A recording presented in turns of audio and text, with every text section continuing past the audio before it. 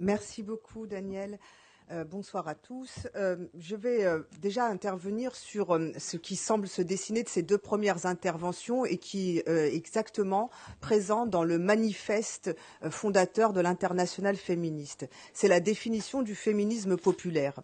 Le féminisme populaire, vous l'avez deviné, mais je vais mettre des mots à chaque fois qui sont vraiment inscrits volontairement dans le manifeste. D'abord, le féminisme populaire a un but, c'est l'émancipation des femmes. On a réaffirmé l'idée, le cheminement émancipateur du féminisme. On a inscrit dans le manifeste l'antiracisme. Notre féminisme populaire est antiraciste, il est anticolonialiste. On a aussi inscrit qu'il est inclusif, c'est-à-dire que nous avons, après un débat, notamment avec des Argentines, nous avons décidé de dire que les femmes trans sont des femmes et donc elles intègrent l'internationale féministe à part entière. Le féminisme populaire, c'est aussi un féminisme qui est anti-validiste, c'est-à-dire que nous refusons de dire qu'il n'y a qu'une seule façon d'être femme, qu'il y aurait une façon parfaite d'être femme. Il faut inclure toutes les femmes, y compris celles qui présentent un handicap, par exemple. Il est radical. Il a été répété à plusieurs reprises, mais notre féminisme populaire est un féminisme radical. On le précise aussi, il est antipatriarcal, c'est-à-dire qu'il s'oppose à un système de domination fondé sur le genre, donc le patriarcat. Et alors, en réalité, on ne l'a pas inscrit dans le manifeste, ça a fait l'objet d'un débat, mais parce qu'il y a notre camarade iranienne qui a parlé de l'Iran, je pense que c'est important de dire qu'on a eu ce débat et que j'espère qu'on finira par l'inscrire dans le manifeste. C'est que moi, j'ai défendu l'idée qu'il soit laïque, qu'on défende un féminisme populaire laïque, c'est-à-dire qu'il sépare l'influence religieuse de la condition féminine. C'est pas qu'on combat les religions, c'est pas du tout le sujet, mais on refuse finalement que les religions nous dictent notre façon d'être suivant le genre. Le féminisme populaire, il est anticapitaliste. Et ça, c'est affirmé dans le texte fondateur de l'Internationale féministe. Et je crois, vous pouvez l'applaudir. Je crois que c'est très important parce que finalement, cette domination que nous combattons dans à peu près toutes nos luttes populaires, c'est la domination économique qu'il y a derrière le patriarcat et derrière toutes les formes de domination, y compris intersectionnelle. Et donc, dès lors que l'on définit le féminisme populaire, c'est un féminisme qui s'inscrit dans la lutte des classes et il s'oppose à un féminisme que vous connaissez bien. C'est un féminisme qui nous donne parfois la nausée. C'est le féminisme washing, en quelque sorte, comme il existe le greenwashing. Vous avez un féminisme repeint qui redonne de belles couleurs à certains grands groupes, certaines grandes entreprises. Vous avez tous et toutes entendu parler des fondations d'entreprises. J'adore citer l'exemple de Monoprix, qui a une fondation des femmes, qui finance plein de projets de femmes. Voilà, c'est très sympa, on se retrouve entre femmes. Regardez ce que nous avons fait dans tel pays. Nous avons aidé les couturières roumaines. Là-bas, c'est les couturières turques et tout. Et puis en France, vous avez toutes les caissières de Monoprix qui sont en grève, qui vivent des conditions d'emploi inadmissibles. Ici à Paris, la lutte est en train d'être menée en ce moment, qui sont exploitées, soumises à des contrats de travail intolérables, à des horaires rompus, etc. Enfin, vous connaissez tout ça. Donc nous, on s'oppose à ce féminisme-là qui consiste à se repeindre en féministe quand en réalité on est une société capitaliste.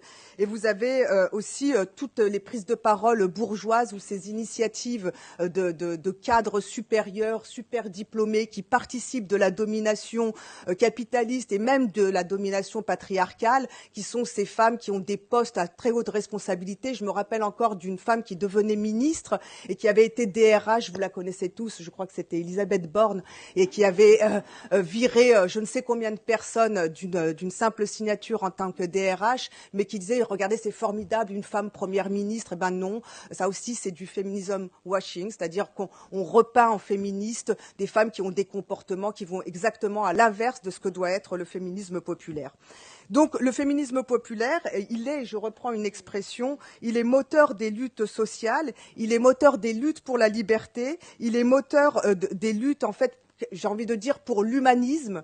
Et c'est en ça que le féminisme populaire, en réalité, c'est pas quelque chose qu'on a inventé, c'est pas quelque chose qu'on découvre, c'est un cheminement qu'on a vu décrire dans les deux précédentes interventions.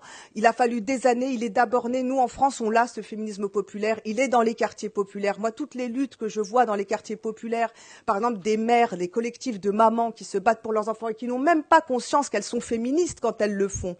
Et on travaille ensemble justement pour faire prendre conscience que leur lutte est une lutte féministe depuis leur point de vue, à la fois de travailleuses et de mères. Il y a la lutte des mères isolées dont vous avez forcément entendu parler, ces femmes seules qui élèvent des enfants et qui ont des horaires pas admissibles, toute une organisation de la société qui ne convient pas à leurs conditions féminines, à leurs conditions de mères.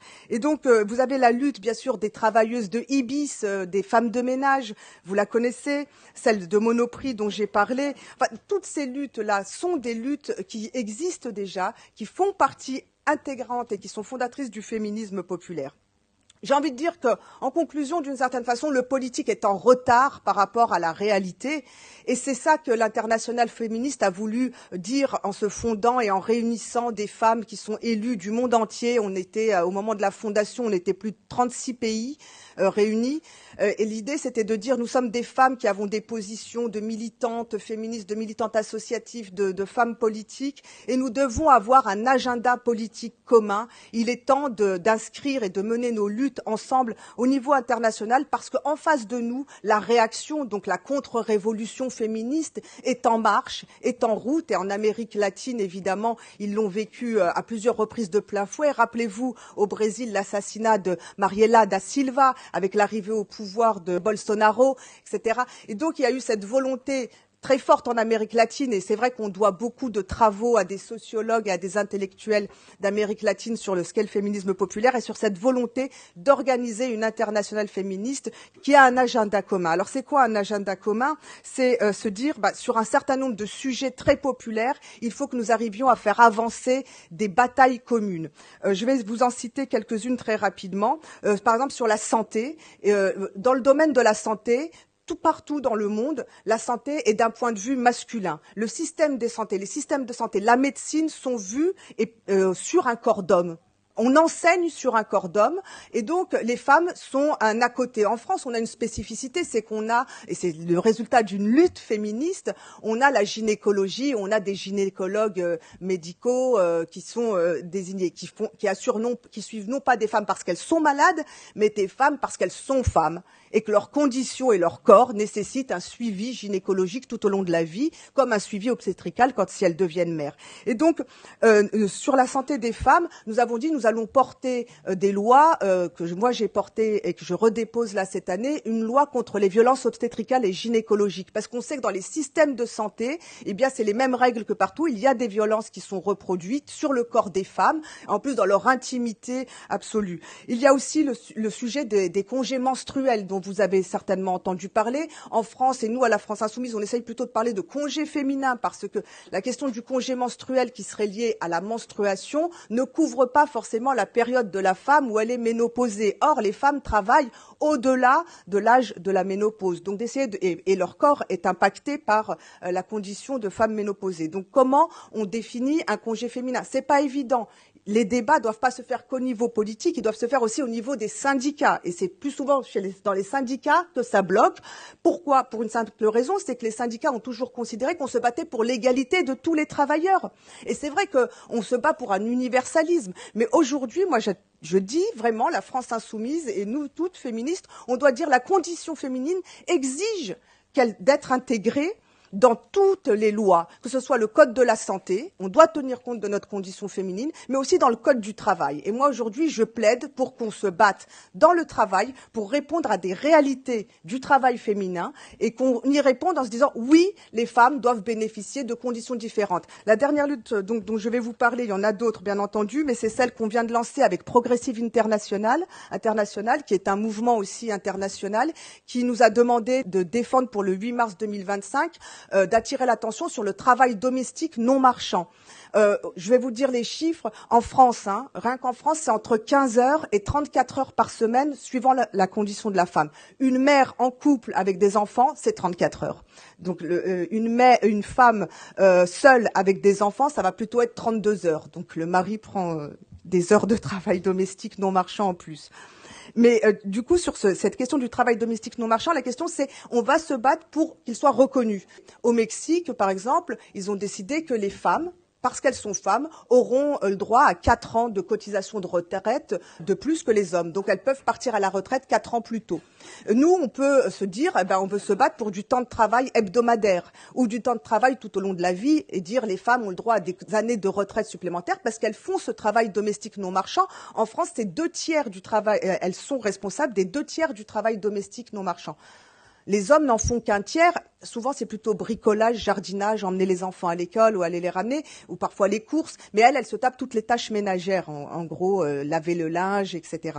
Donc l'idée, c'est comment on tient compte de ça, sachant que on nous dit, mais il faut sensibiliser, il faut voir, mais on n'y arrive pas, ça n'avance pas. Les statistiques sont les mêmes, ne bougent pas et stagnent depuis des années. Donc, est-ce qu'on décide, nous, de se battre pour intégrer cela et faire évoluer la loi dans ce sens-là pour que toutes les femmes puissent en bénéficier?